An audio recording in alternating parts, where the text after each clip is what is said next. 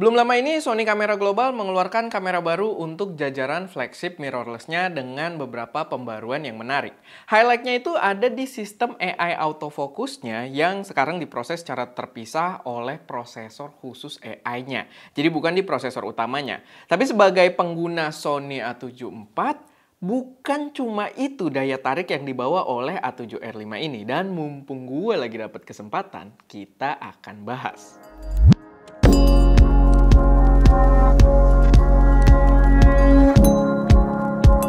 Halo semuanya, selamat datang di channel SM Media dengan gue Erwin. Dan pada video kali ini gue pengen bahas sedikit tentang Sony A7R5. Mumpung kita lagi dapat kesempatan dari Sony Indonesia untuk nyicipin kamera ini.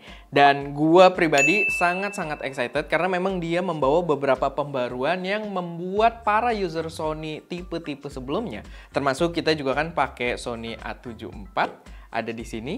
Dan dia membuat kita sangat-sangat iri, sangat-sangat keki gitu ya dengan betapa menariknya beberapa fitur yang dibawa oleh kamera ini. Dan gue harus ingetin dulu, ini belum video review. Kita akan sisakan beberapa pembahasan untuk reviewnya nanti. Dan ini kita first impression dulu aja. Barangnya baru nyampe, gue pengen ngasih impresi dan bahas beberapa hal yang menurut gue memang jadi highlight banget. Tapi ya silahkan kalian tunggu untuk pembahasan yang lebih mendalamnya. Dan untuk harga sendiri, si A7R5 ini memang bukan kamera murah ya. Walaupun gue beli A74 ini ya cukup lumayan gitu kan spendnya. Dan A7R5 ini bikin ngiri. Tapi untuk upgrade ke sini, budget yang dikeluarkan agak lebih tinggi gitu ya. Untuk di luarnya dia dijual seharga 3.900 US dollar. Dan harga di Indonesianya belum ada informasi resmi. Gua belum tahu harga di Indonesianya berapa. Tapi kalau kita konversiin aja itu di 60-an juta rupiah. 61 juta sih lebih tepatnya pas gua konversi. Dan itu berarti seharga total megapikselnya. Secara fisik, kamera ini, impresi gua, itu bener-bener mirip banget sama si Sony A74. Bener-bener mirip banget. Gua merasa kayak ini udah jadi design language-nya Sony. Nggak cuma design language ya, karena kalau design language ya bentuknya dilihat sekilas, oh mirip gitu. Tapi di sini enggak, karena di beberapa layout tuh bener-bener mirip banget. Kalau kalian perhatikan dari sisi atasnya, peletakan dial-dialnya, posisi fungsi dial-dialnya, C2 sama-sama di atas, tombol record sama-sama ada di situ. Dialnya untuk yang bisa kita puter-puter, begitu juga dari sisi belakangnya layoutnya juga sama banget. Ini yang joysticknya dia berduri gitu ya, sama juga di A74 seperti itu. Lihat dari samping sini, dari samping satunya lagi bener-bener mirip banget gitu. Bahkan bentuk pintu portnya aja mirip banget. Dan itu cukup menarik karena si A7R5 ini sebenarnya membawa pembaruan di bagian layar yang secara fisik harusnya memberikan perbedaan yang cukup luar biasa. Yang nanti kita akan bahas lagi lebih mendalam soal layarnya. Tapi itu, secara fisik dia benar-benar mirip banget gitu. Hampir kayak plek-ketiplek dengan A74. Jadi gue merasakan gripnya. Ini ada sesuatu dengan update software barunya ya kayaknya. Balik lagi ke kameranya, pas gua coba as a first impression gitu ya. As a first impression, gue merasa familiar banget gitu. Rasanya mirip banget dengan A74 gua gitu.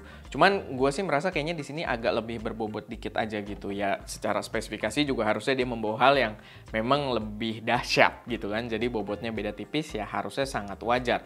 Kalau kita berbicara soal image quality, gue nggak akan bandingin dengan si A74 ini karena memang beda kelas juga. Ini adalah jajaran R, resolution gitu kan, membawa resolusi yang tinggi. Tapi dia dibanding generasi sebelumnya, A7R Mark IV, itu kayaknya nggak berbeda jauh. Karena mereka membawa sensor yang sama, sensor 61 megapikselnya sama. Tapi sebenarnya sih bukan hal buruk, bukan dalam artian, oh gambarnya tetap sama. Kalaupun gambarnya tetap sama, A7R4, A7R Mark IV itu mantap banget juga gitu ya. Gua nggak ada keluhan di situ, paling nanti ada perbedaan dari segi image processing mungkin. Cuman ya dari segi sensor nggak ada keluhan juga sih, karena beberapa kali orang kalau moto pakai A7R4 udah pasti nanti dia pamerin cropping mampus ke mata modelnya gitu ya untuk nunjukin betapa tajamnya. Jadi image quality mungkin tidak ada perubahan besar tapi ya tetap bagus gitu, tetap bagus kayak si A7R4. Cuman beberapa update-nya yang bikin banget iri si A74 menurut gue itu menarik buat dibahas. Sebenarnya sih beberapa fitur ini nggak cuma bikin iri pengguna A74 ya. Gue yakin ini juga bikin iri pengguna banyak jajaran full frame Sony yang lainnya gitu. Karena upgrade-nya memang menarik banget. Jujur untuk update autofocus, walaupun sekarang kan dia pakai engine yang beda gitu ya. Untuk AI processingnya dipisah, kayak kalau Apple tuh machine learningnya pakai neural engine dipisah. Menarik banget, dia bisa ya sedikit-sedikit predik pergerakan dari model gitu kan, dari yang didemokan di iklannya. Tapi ya kita bakal tes itu lebih lanjut. Cuman gini, gue nggak iri sama autofokusnya karena A74 so far itu memberikan performa autofokus yang udah sangat mumpuni buat produksi kita. Jadi walaupun itu adalah highlight dari Sony soal kamera ini, tapi kita harus cobain lebih lanjut gitu karena gue sih nggak iri dengan apa yang ada di A74 sekarang. Walaupun memang beberapa object detection-nya mungkin akan sangat membantu kayak untuk train, plane, kendaraan, begitu juga untuk insect gitu kan, yang mungkin bakal ngebantu banget buat berbagai jenis workflow foto atau video. Tapi gue nggak iri. Yang bikin gue paling iri, paling utama adalah tadi yang sempat gue singgung di awal, secara fisik dia membawa layar baru. Layar yang oke banget, dimana kalau di A74 kalian bisa lihat dia vari angle gitu. Kita kayak gini, oke, biasa gitu kan vari angle. Bukan bilang vari angle jelek ya, gue selalu suka dengan layar vari angle. Tapi kayak kalau kita pengen low angle, kamera kita taruh agak bawah, layar harus kita buka, baru kita ngadepin agak ke atas gitu. Mungkin gua biar fokus, nah gitu ya, agak ke atas. Tapi layarnya di luar nih. Jadi ada resiko juga dan dia disatukan dengan satu angle ini doang, begitu. Ya buat berbagai penggunaan sih cukup, apalagi buat gue yang banyak ngerekam diri sendiri juga gitu kan, content creator, ya kepake banget buat selfie. Tapi di sini mereka menerapkan ditambahin layer tambahan untuk dia bisa langsung tilt. Dan tiltnya ini bisa atas bawah. Karena beberapa orang bilang, oh itu mah kayak si Lumix S1H gitu, yang layarnya bisa agak tilt tapi bawa vari angle juga. Tapi di sini enggak. Karena dia bisa ke bawah juga gitu loh. Bisa ke bawah, bisa ke atas, bisa kita jauhin, yang memang ini mekanisme khasnya Sony nih sebenarnya. Tapi tetap vari angle. Terus kita puter-puter gitu. Walaupun bentuknya jadi rumit ya di situ, tapi maksudnya secara fungsi ini kepake banget cuy. Kepake banget secara fungsi gitu. Kita mau low angle nggak perlu mekarin si layarnya ke samping gitu kan, nggak perlu dibuka, kita cukup tilt aja ke atas gitu. Atau kalau kita high angle ya tilt ke bawah gitu. Jadi bener-bener oke banget, dan gue bisa bilang ini bener-bener different level sama S1H. Kalau kalian masih ngebela-belain ini mirip S1H ya nggak apa-apa juga, silahkan. Cuman gue bisa bilang ini beda kelas karena kita nggak berkorban banyak. Kalau kita lihat dari samping, kedua kamera ini punya dimensi yang nggak beda jauh cuy. Tuh kalian bisa lihat identik banget dari sampingnya. Cuman perbedaannya memang si A7R5 itu dia ada kayak kebelah dikit ya, layarnya kelihatan agak misah dibandingkan si A74 gitu. Dan itu A74 pintu atasnya agak kebuka ya, belum gue tutup. Cuman ya kalian dapat lah intinya, dia tidak mengorbankan banyak, tetap sama tipisnya gitu. Kalau si S1H kan kelihatan ya, layarnya juga jadi tebel banget dan model tiltnya aja tuh tebel banget sebenarnya. Kalau ini enggak, mekanisme tiltnya ya udah tipis, tilt, cuman layarnya kepisah aja udah. Tek gitu. Tek, malah nih biar kelihatan jelas tuh. Nah, layarnya ya udah misah segede gitu. Satu bongkahan layar tuh kepisah sama mekanisme tilt yang kecil ini gitu loh. Dan gue nggak ngerti kenapa nggak diterapin dari dulu ya. Kayaknya sih Sony udah punya rencana mungkin dari dulu banget dan baru diterapin sekarang sebagai update yang sangat-sangat menarik. Dan itu yang agak menyebalkan gitu ya. Karena update-update seperti ini kan hardware banget gitu. Yang kita beli A74 umurnya belum terlalu lama, tapi ngelihat ini kayak gitu. Dan solusinya apa kalau pengen layar kayak gini juga? Upgrade kamera aja gitu ya. Tapi Ya, itu yang membuat gue justru iri banget. Karena mekanisme layar tersebut menarik. Kayak kemarin juga belum lama kan X-T5 keluar ya. X-T5 keluar balik lagi ke tilt screen tapi tilt only gitu loh.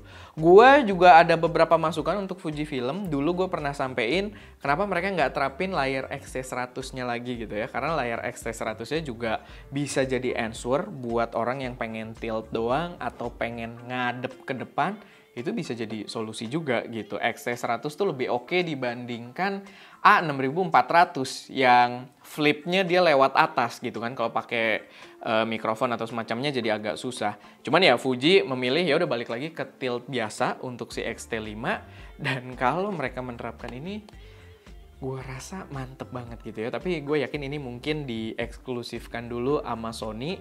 Dan ya, ini bener-bener bikin iri banget. Dan gue sangat berharap di A74 ada hal tersebut juga. Tapi ya nggak mungkin, karena itu hardware upgrade gitu kan.